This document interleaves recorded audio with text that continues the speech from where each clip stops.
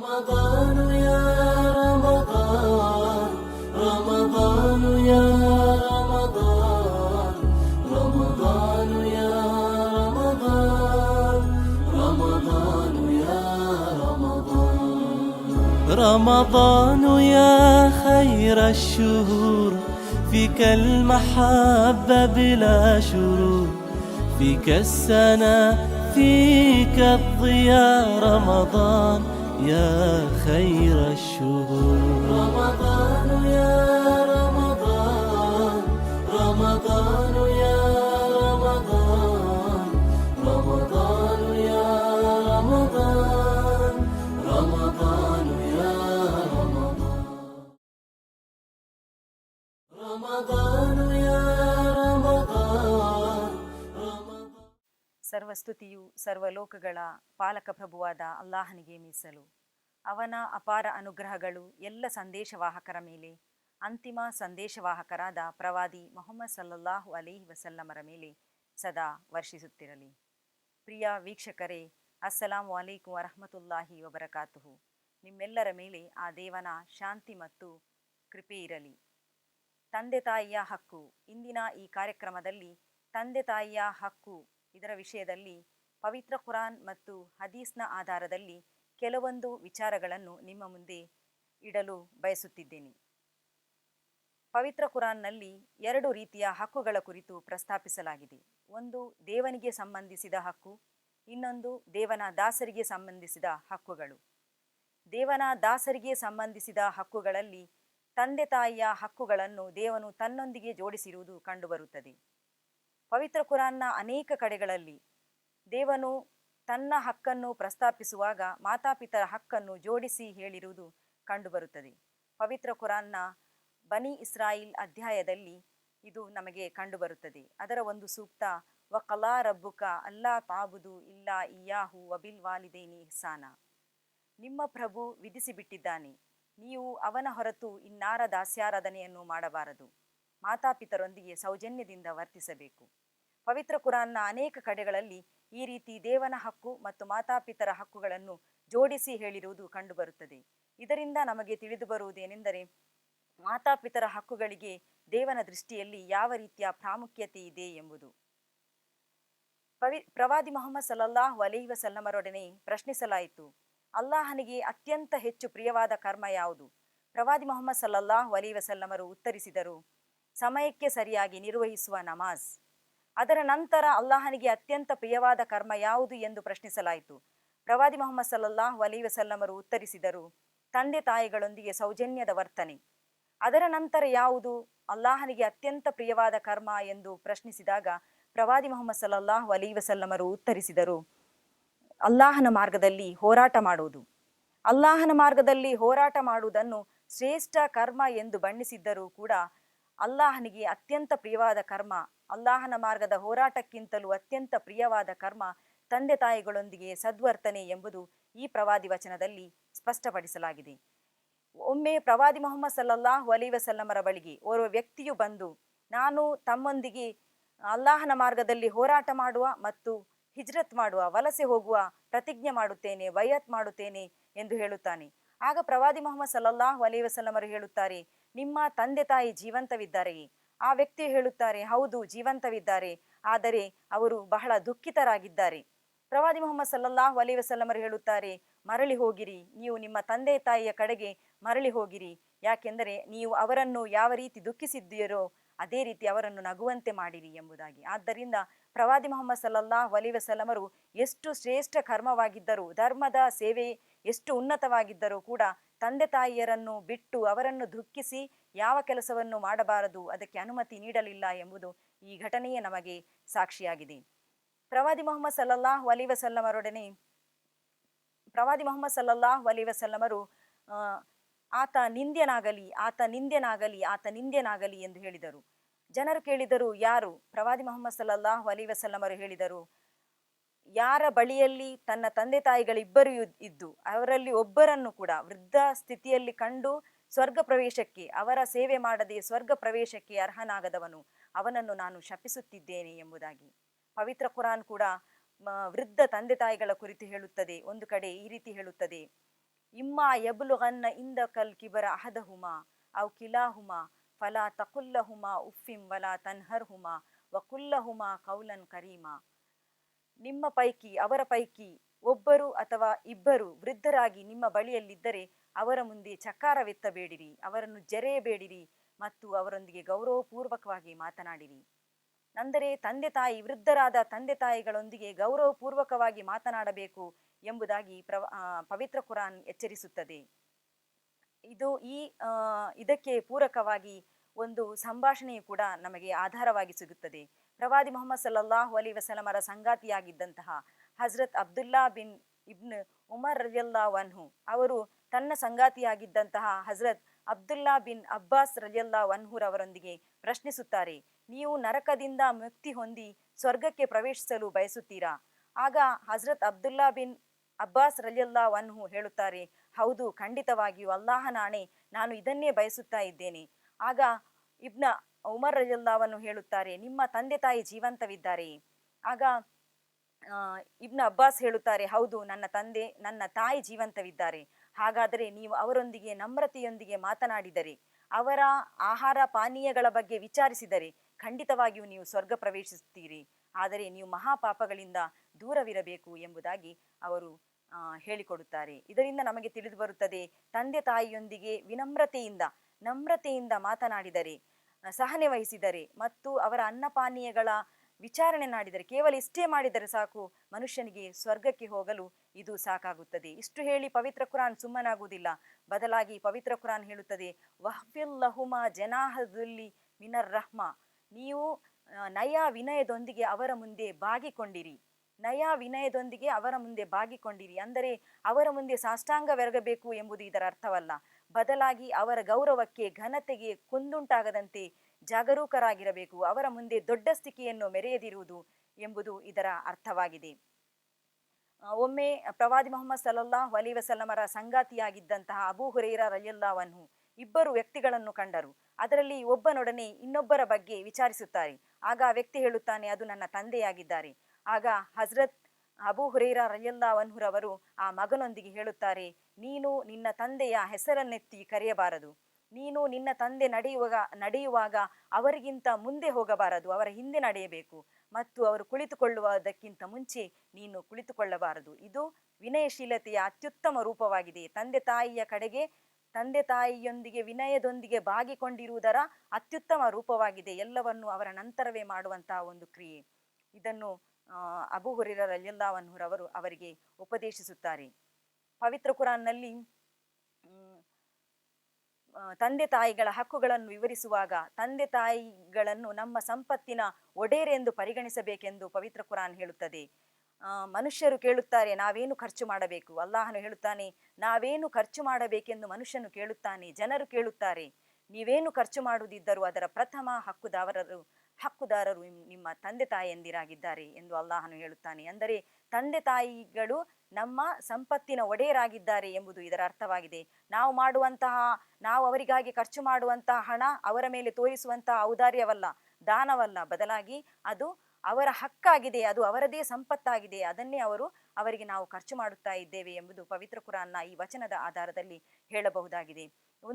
ಒಮ್ಮೆ ಪ್ರವಾದಿ ಮೊಹಮ್ಮದ್ ಸಲ್ಲಲ್ಲಾಹು ಅಲೈಹಿ ವಸಲ್ಲಮರ ಬಳಿಗೆ ಓರ್ವ ವ್ಯಕ್ತಿಯು ಬಂದು, ನನ್ನ ತಂದೆ ನನ್ನ ಸಂಪತ್ತನ್ನು ಬೇಕಾಬಿಟ್ಟಿಯಾಗಿ ತೆಗೆದುಕೊಳ್ಳುತ್ತಾರೆ, ನನ್ನೊಂದಿಗೆ ಕೇಳದೆ ತೆಗೆದುಕೊಳ್ಳುತ್ತಾರೆ ಎಂದು ದೂರು ಹೇಳುತ್ತಾನೆ. ಪ್ರವಾದಿ ಮೊಹಮ್ಮದ್ ಸಲ್ಲಲ್ಲಾಹು ಅಲೈಹಿ ವಸಲ್ಲಮರು ಅವನ ತಂದೆಯನ್ನು ಕರೆಸುತ್ತಾರೆ. ಆ ಮುದಿ ಪ್ರಾಯದ ತಂದೆ ಊರುಗೋಲಿನ ಆಸರೆಯೊಂದಿಗೆ ಪ್ರವಾದಿ ಮೊಹಮ್ಮದ್ ಸಲ್ಲಲ್ಲಾಹು ಅಲೈಹಿ ವಸಲ್ಲಮರ ಬಳಿಗೆ ಬರುತ್ತಾರೆ ಮತ್ತು ಹೇಳುತ್ತಾರೆ.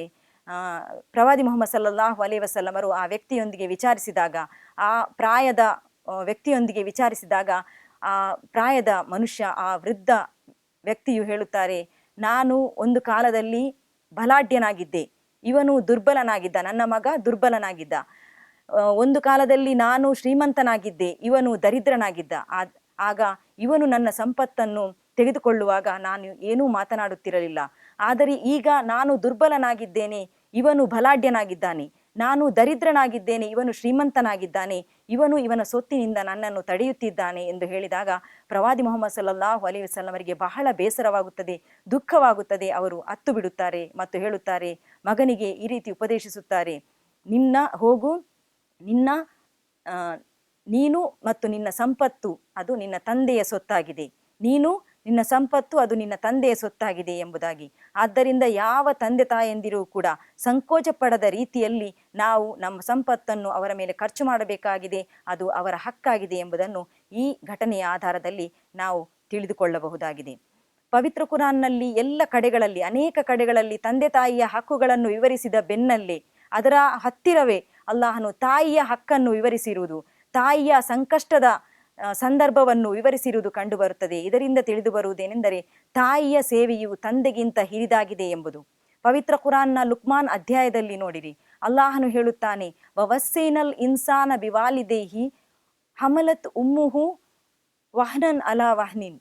ಅಂದರೆ ನಾವು ಮಾನವನಿಗೆ ತನ್ನ ತಂದೆ ತಾಯಿಯರ ಹಕ್ಕುಗಳನ್ನು ತಿಳಿದುಕೊಳ್ಳಲು ತಾಕೀತು ಮಾಡಿರುತ್ತೇವೆ.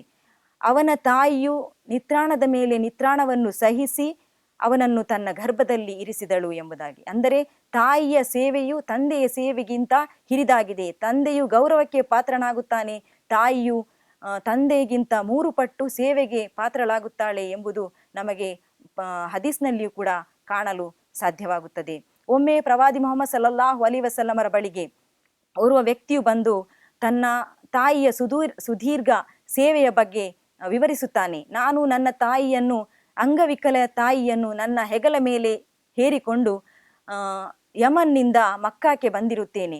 ಅಲ್ಲಿಂದ ನಾನು ಅದೇ ಸ್ಥಿತಿಯಲ್ಲಿ ನಾನು ಕಾಬಾ ಭವನದ ತವಾಫ್ ಮಾಡಿದೆ. ಅದೇ ಸ್ಥಿತಿಯಲ್ಲಿ ನಾನು ಸಫಾ ಮರುವ ಬೆಟ್ಟಗಳ ಮಧ್ಯೆ ಓಡಾಡಿದೆ. ಅದೇ ಸ್ಥಿತಿಯಲ್ಲಿ ಅರಫಾತ್ಗೆ ತಲುಪಿದೆ, ಅನಂತರ ಮುಸ್ದಲಿಫಾಕ್ಕೆ ತಲುಪಿದೆ, ಅನಂತರ ನಾನು ಮಿನಾಕ್ಕೆ ತಲುಪಿ ಕಲ್ಲೆಸೆದೆ. ಇದೆಲ್ಲವನ್ನೂ ನಾನು ನನ್ನ ತಾಯಿಯನ್ನು ಹೊತ್ತುಕೊಂಡೇ ನಿರ್ವಹಿಸಿದೆ. ಆದ್ದರಿಂದ ಆಕೆಯೊಂದಿಗಿನ ನನ್ನ ಹಕ್ಕು ಸಂದಾಯವಾಯಿತೆ. ಆಗ ಪ್ರವಾದಿ ಮುಹಮ್ಮದ್ ಸಲ್ಲಲ್ಲಾಹು ಅಲೈಹಿ ವಸಲ್ಲಮರು ಹೇಳುತ್ತಾರೆ, ಇಲ್ಲ, ಆಕೆಯೊಂದಿಗಿನ ನಿನ್ನ ಹಕ್ಕು ಸಂದಾಯವಾಗಲಿಲ್ಲ. ಯಾಕೆಂದರೆ ಅವಳು ನೀನು ಸಾಯಬಾರದೆಂದು ನಿರೀಕ್ಷಿಸಿ ಎಲ್ಲ ರೀತಿಯ ಸಂಕಷ್ಟಗಳನ್ನು ಸಹಿಸಿದಳು. ಆದರೆ ನೀನು ಅವಳು ಸಾಯುವಳೆಂಬ ನಿರೀಕ್ಷೆಯೊಂದಿಗೆ ಅವಳೊಂದಿಗೆ ಏನೆಲ್ಲ ಮಾಡಬೇಕು ಅದೆಲ್ಲವನ್ನೂ ನೀನು ಮಾಡಿದೆ. ಆದ್ದರಿಂದ ಆ ಹಕ್ಕು ನಿನ್ನದು ಸಂದಾಯವಾಗಲಿಲ್ಲ ಎಂಬುದಾಗಿ. ಆದ್ದರಿಂದ ಹಾಗೆಯೇ ಹಜರತ್ ಉಮರ್ ರಲಿಯಲ್ಲಾಹು ಅನ್ಹು, ಅಬ್ದುಲ್ಲಾ ಬಿನ್ ಉಮರ್ ರಲಿಯಲ್ಲಾಹು ಅನ್ಹುರವರೊಡನೆ ಓರ್ವ ವ್ಯಕ್ತಿಯು ಬಂದು ತನ್ನ ತಾಯಿಯ ಸುದೀರ್ಘ ಸೇವೆಯ ಬಗ್ಗೆ ವಿವರಿಸುತ್ತಾ ಹೇಳುತ್ತಾರೆ, ಆಕೆಯೊಂದಿಗಿನ ನನ್ನ ಹಕ್ಕು ಸಂದಾಯವಾಯಿತೆ. ಆಗ ಹಜರತ್ ಅಬ್ದುಲ್ಲಾ ಬಿನ್ ಉಮರ್ ರಲಿಯಲ್ಲಾಹು ಅನ್ಹು ಹೇಳುತ್ತಾರೆ, ಇಲ್ಲ, ಆಕೆಯೊಂದಿಗಿನ ನಿನ್ನ ಹಕ್ಕು ಸಂದಾಯವಾಗಲಿಲ್ಲ. ಯಾಕೆಂದರೆ ಅವಳು ನಿನ್ನನ್ನು ಹೆರುವಾಗ ಅನುಭವಿಸಿದ ಸಂಕಷ್ಟದ ಪ್ರಥಮ ಚೀತ್ಕಾರದ ಹಕ್ಕು ಕೂಡ ಸಂದಾಯವಾಗಲಿಲ್ಲ.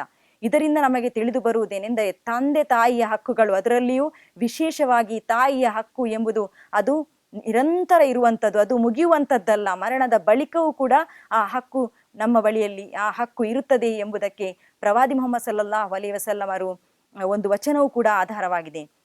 ಪ್ರವಾದಿ ಮುಹಮ್ಮದ್ ಸಲ್ಲಲ್ಲಾಹು ಅಲೈಹಿ ವಸಲ್ಲಮರ ಬಳಿಗೆ ಓರ್ವ ವ್ಯಕ್ತಿಯು ಬಂದು ಹೇಳುತ್ತಾರೆ, ನನ್ನ ತಂದೆ ತಾಯಿಯ ಮರಣದ ಬಳಿಕ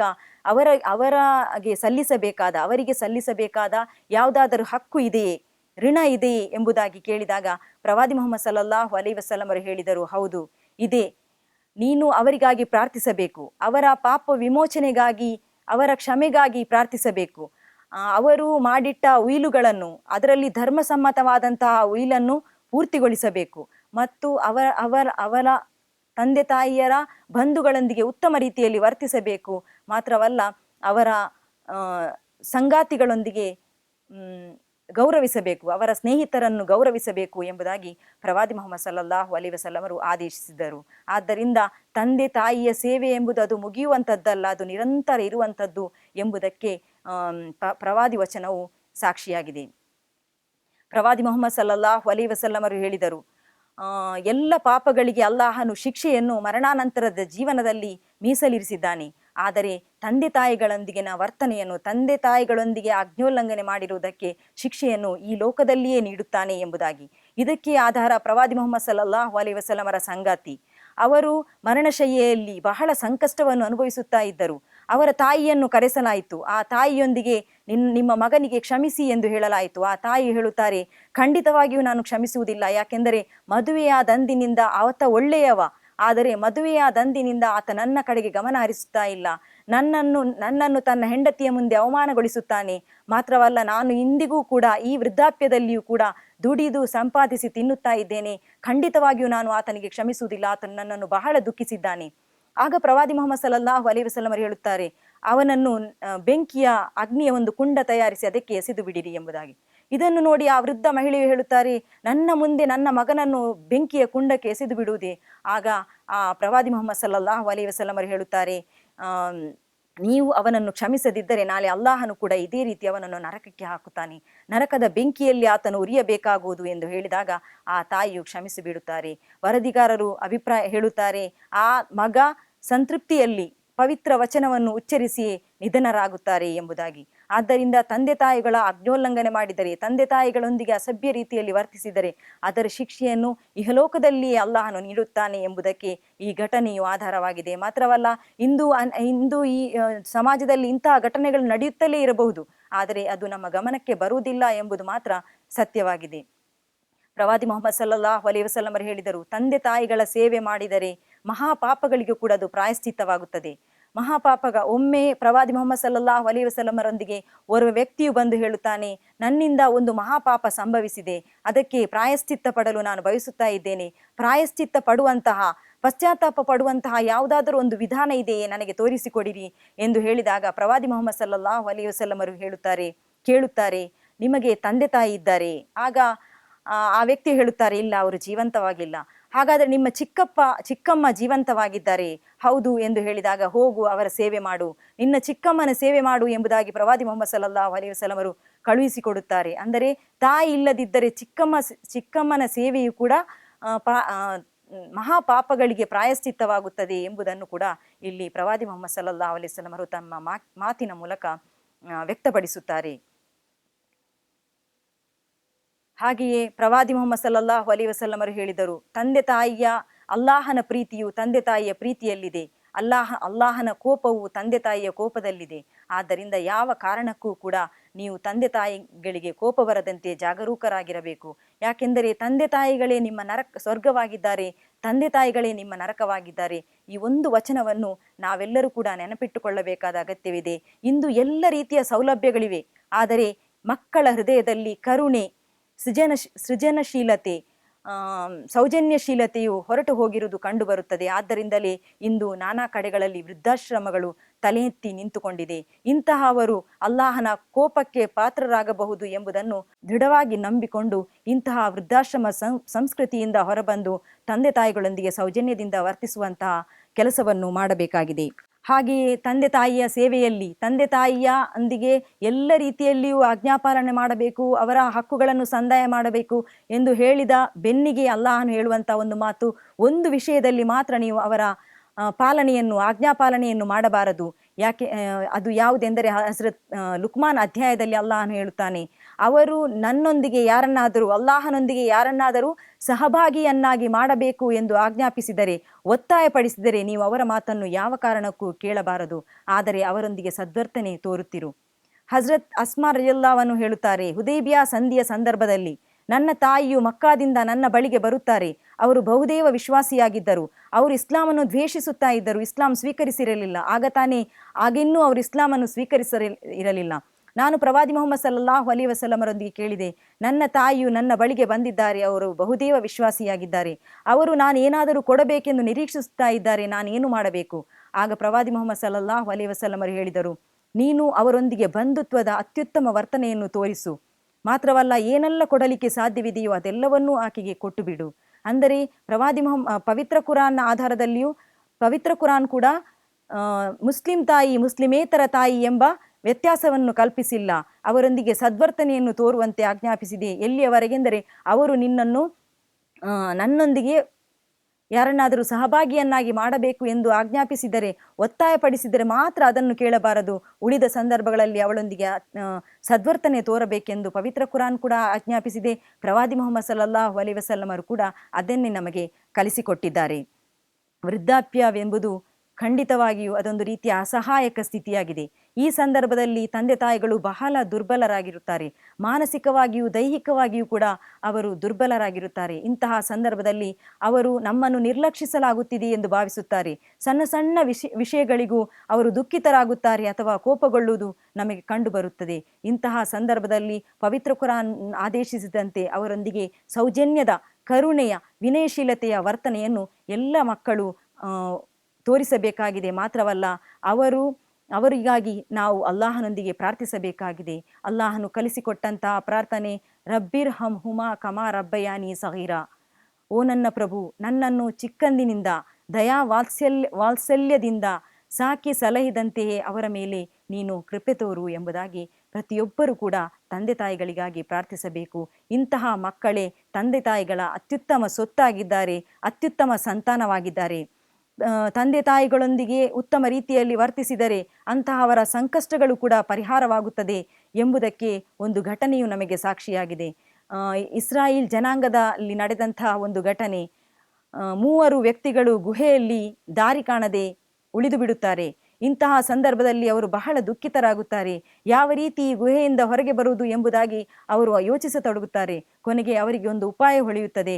ನಾವು 3 ಕೂಡ ಅಲ್ಲಾಹನ ಸಂಪ್ರೀತಿಗಾಗಿ ಯಾವುದಾದರೂ ಕೆಲಸವನ್ನು ಮಾಡಿದ್ದರೆ, ಯಾವುದಾದರೂ ಉತ್ತಮ ಕರ್ಮವನ್ನು ಮಾಡಿದ್ದರೆ ಅದನ್ನು ನಾವು ನೆನಪಿಸುವ ಎಂಬುದಾಗಿ ಅವರು ತೀರ್ಮಾನಿಸುತ್ತಾರೆ. 3 ಕೂಡ 3 ಕರ್ಮಗಳನ್ನು ಅಲ್ಲಾಹನ ಮುಂದೆ ಸಮರ್ಪಿಸಿ ಅಲ್ಲಾಹನೊಂದಿಗೆ ಪ್ರಾರ್ಥಿಸುತ್ತಾರೆ. ಅದರಲ್ಲಿ ಒಬ್ಬನು ತನ್ನ ತಂದೆ ತಾಯಿಯ ಆಡು ಮೇಯಿಸುವ ಕೆಲಸ ಮಾಡುತ್ತಿದ್ದ ಒಬ್ಬ ವ್ಯಕ್ತಿ ತನ್ನ ತಂದೆ ತಾಯಿಗೆ ದಿನಾಲು ಹಾಲು ಕುಡಿಸುತ್ತಿದ್ದನು. ಮಾತ್ರವಲ್ಲ, ಅವನು ಅದರ ನಂತರವೇ ಅವನು ತನ್ನ ಮಕ್ಕಳಿಗೆ ಕುಡಿಸುತ್ತಾ ಇದ್ದನು. ಒಂದು ದಿನ ಅವನು ಹಾಲು ಹಿಡಿದುಕೊಂಡು ತನ್ನ ತಂದೆ ತಾಯಿಯ ಬಳಿಗೆ ಬರುವಾಗ ಆ ತಂದೆ ತಾಯಿಯು ಗಾಢವಾಗಿ ನಿದ್ರಿಸುತ್ತಿದ್ದರು.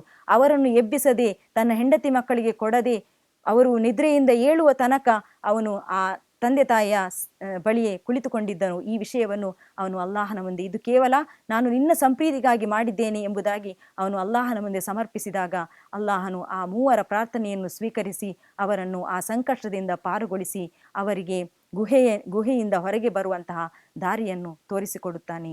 ಆದ್ದರಿಂದ ತಂದೆ ತಾಯಿಗಳೊಂದಿಗೆ ಉತ್ತಮ ರೀತಿಯಲ್ಲಿ ವರ್ತಿಸುವುದೆಂದರೆ ಅದು ಕ್ಷುಲ್ಲಕ ವಿಷಯವೆಂದು ನಾವು ಭಾವಿಸಬಾರದು. ಅದು ಅಲ್ಲಾಹನ ದೃಷ್ಟಿಯಲ್ಲಿ ಅತ್ಯಂತ ಶ್ರೇಷ್ಠ ಕರ್ಮವಾಗಿದೆ. ಇಲ್ಲದಿದ್ದರೆ ನಮ್ಮ ಎಲ್ಲ ಕರ್ಮಗಳು ವ್ಯರ್ಥವಾಗಿ ಹೋಗಬಹುದು. ತಂದೆ ತಾಯಿಗಳೊಂದಿಗೆ ಉತ್ತಮ ರೀತಿಯ ವರ್ತನೆಯನ್ನು ಮಾಡುವ ಮೂಲಕ, ಅವರೊಂದಿಗೆ ನಯ ವಿನಯದೊಂದಿಗೆ ಗೌರವಪೂರ್ವಕವಾಗಿ ಮಾತನಾಡುವ ಮೂಲಕ, ನಯ ವಿನಯದೊಂದಿಗೆ ಅವರ ಮುಂದೆ ಬಾಗಿಕೊಂಡಿರುವ ಮೂಲಕ, ಅವರ ಎಲ್ಲ ಹಕ್ಕುಗಳನ್ನು ಸಂದಾಯ ಮಾಡುವ ಮೂಲಕ, ಅವರನ್ನು ವೃದ್ಧಾಶ್ರಮಕ್ಕೆ ಹಾಕದೆ ನಿರಂತರ ಮನೆಯಲ್ಲಿಟ್ಟು ಅವರ ಸೇವೆ ಮಾಡುವಂತಹ ಉತ್ತಮ ಸಂತಾನಗಳ ಸಾಲಿನಲ್ಲಿ ಅಲ್ಲಾಹನು ನಮ್ಮೆಲ್ಲರನ್ನು ಸೇರಿಸಲಿ ಎಂದು ಪ್ರಾರ್ಥಿಸಿ ನನ್ನ ಮಾತುಗಳನ್ನು ಮುಕ್ತಾಯಗೊಳಿಸುತ್ತಿದ್ದೇನೆ. ವಾಖಿರು ದಾವಾನಾ ಅನಿಲ್ ಹಮ್ದುಲಿಲ್ಲಾಹಿ ರಬ್ಬಿಲ್ ಆಲಮೀನ್. ಅಸ್ಸಲಾಮು ಅಲೈಕುಂ ವರಹಮತುಲ್ಲಾಹಿ ವಬರಕಾತುಹು.